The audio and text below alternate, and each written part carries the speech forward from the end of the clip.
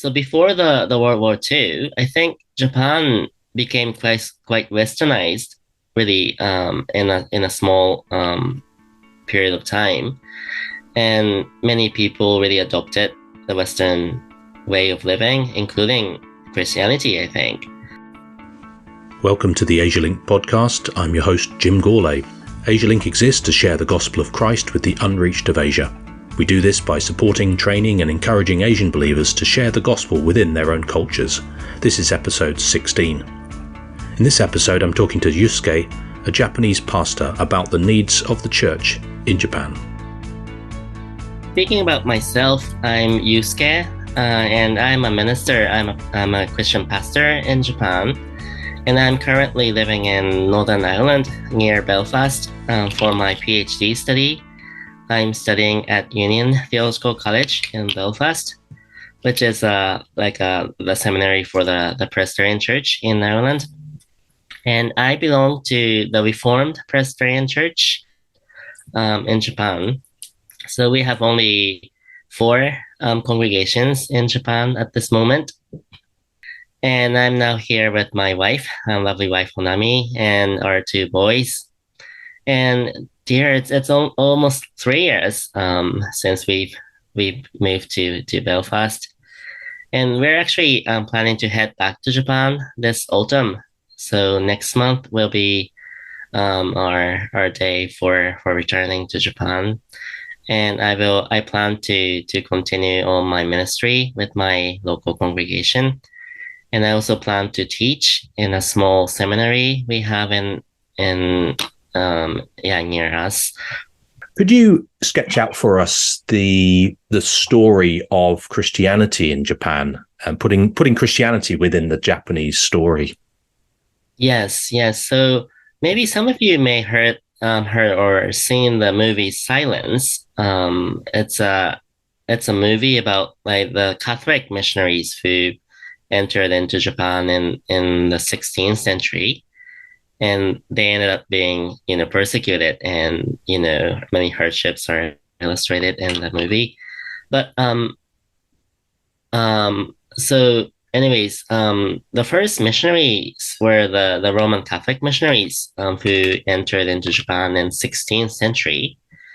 But eventually after that, Japan entered into like a closing period. So they basically closed herself to the outside nations. So only a very small number of Catholic missionaries from like Portugal or Holland were able to enter Japan. But otherwise, Japan was basically isolated from other like international circle.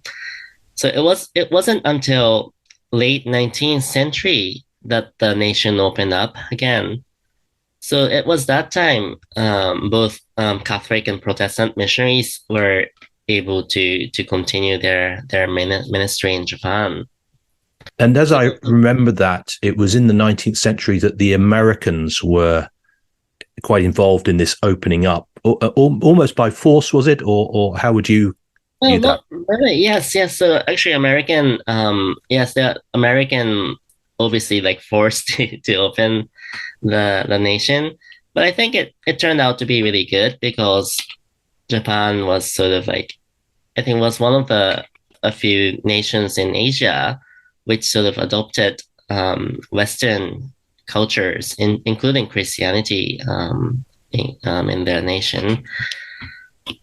But yeah, so since the mission work started quite suddenly in 19th century, I think it from the outset, the mission work was very much kind of like in diverse. There were missionaries from America, of course, and missionaries from Europe, and some came from more of like liberal background. Some came from like more of like Lutheran background, Reformed background. So it was really a mixed bag of everything from the very beginning, I think. Yeah, it reminds me a little bit if we go with this idea that the Americans forced them open, but in the end, providentially, it brought the gospel to Japan. It's one of those mysteries, isn't it, of sometimes the wrong that can be done by different nations. And we see this in the Bible, don't we, where Yes. nation, whether it be a Babylon or whoever, who may do evil acts, but are actually the tool of God, as it were, in Isaiah 10 and other places like that, whether it's Isaiah or Babylon and so on. It's an interesting thought to ponder there for Japan. Did they have much success, or was it pretty stony ground? Well, actually, in the beginning, they had a certain success or achievement per se. So before the World War II, I think Japan became quite westernized, really, in a small period of time, and many people really adopted the Western way of living, including Christianity, I think. So I think in the beginning, Christianity was receiving quite a good reputation from the culture and society. So I would describe the first period of like Christian mission in Japan was quite successful. If it did something change after the Second World War, did you suggesting there that was a turning point, and was there something in that, do you think, that led to perhaps more resistance to the gospel in Japanese thought?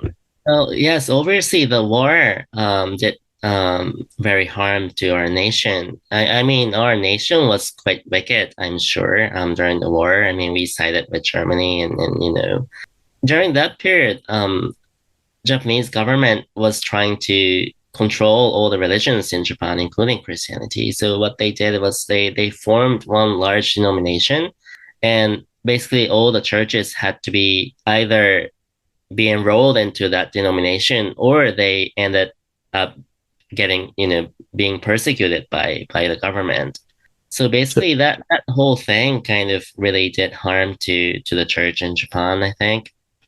That sounds like the church was divided there. There would have been some Christians would have been in a disagreement with each other. Previously, they'd been united, but some would have said, let's go along with this united policy of the Japanese government during the war. And others would have said, no, for the sake of purity or something along those lines, we need to be independent of the government, maintain our independence. Did most people go along with what the government route, but a smaller number take the independent and maybe underground route? Yes, that's my understanding. So quite a few denominations actually did enroll into that larger scheme of the government. Otherwise, on the other hand, small number of churches and pastors really tried to be independent and ended up being persecuted. What is the situation in the church now? You know that, but you've also had some time outside of it. That's an interesting question, because I think it's largely the same, because I think Japanese Christian churches are quite Western, I would say, because like the music we use, the tunes we use would be, I think, quite popular in Western world. I mean, we basically, many churches use like the same melody for hymns and worship songs and so forth. And like the older service would be very similar.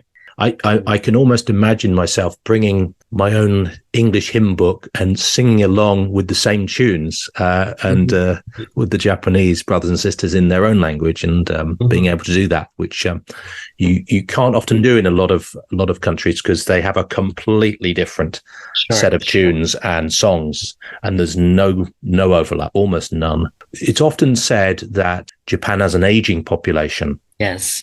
So there's the demographics. There's a country of over 100 million people. It's a large number of people. However, the birth rate is low. It's aging. And the church isn't separated out from that phenomena. How does that play into church life? Yes, that's an obvious challenge we face in I would say most of the churches in Japan, where people are getting older and many young people are leaving the church. And so basically, yes, we're struggling with that, especially with like the ministers or elders, the leaders of the church. Most ministers, Christian ministers in Japan, are over 60s, and we don't see many younger, ministers.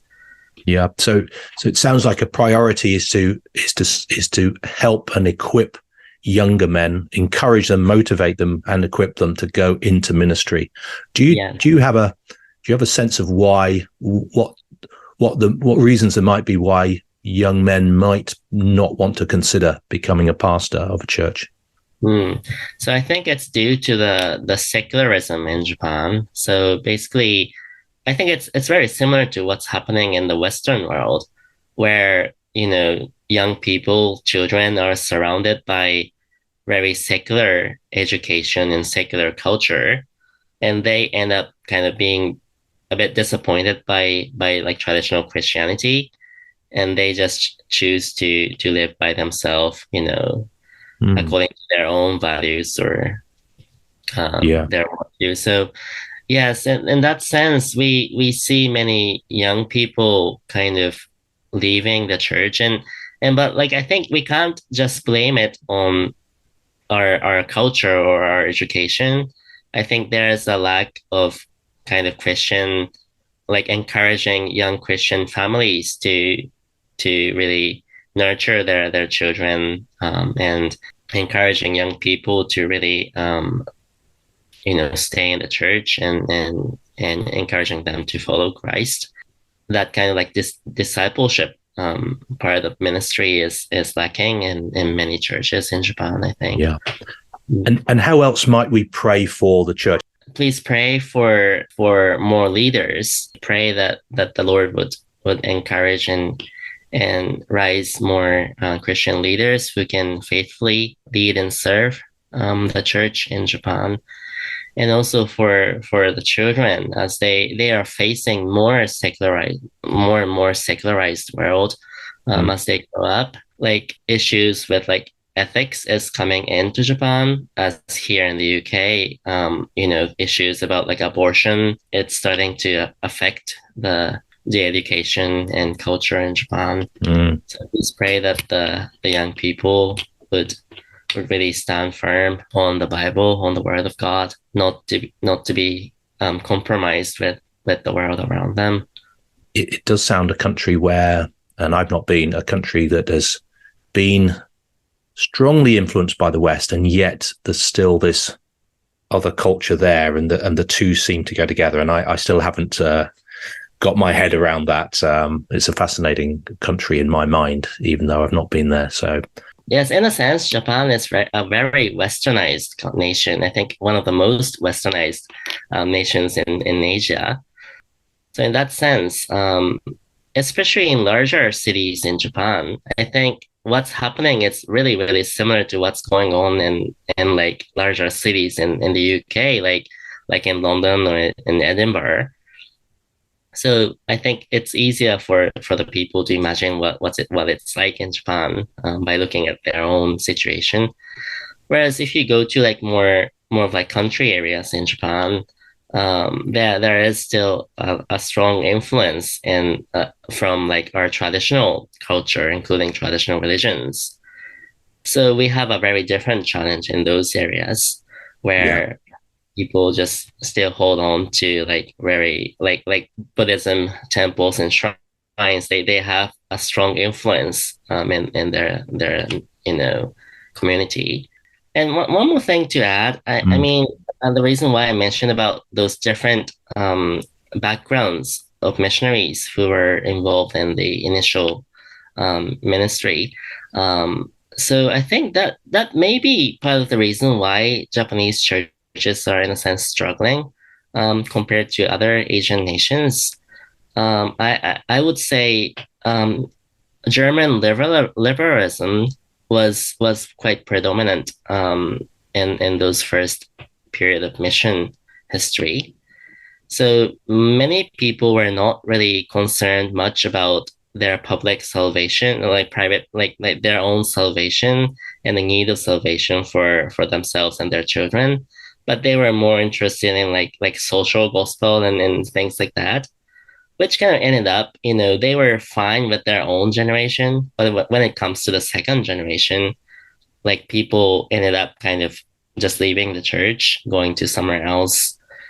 So that could be the reason. I mean, I'm not saying it's the only reason. We all have our own challenges, of course. Thank you very much, Yusuke, for what you've told us today. It's been a great introduction to thinking about what it is, what Christianity, how it is in Japan today, and it will give us something to think about in terms of prayer and to have that country on our minds and hearts as we go forward. So thank you very much for your time. No, it's my pleasure. For what you've shared. Sayonara. Sayonara. Thank you for listening to the AsiaLink podcast. Don't forget to subscribe and share with friends. If you like this podcast, please leave us a 5-star review and join us again next time.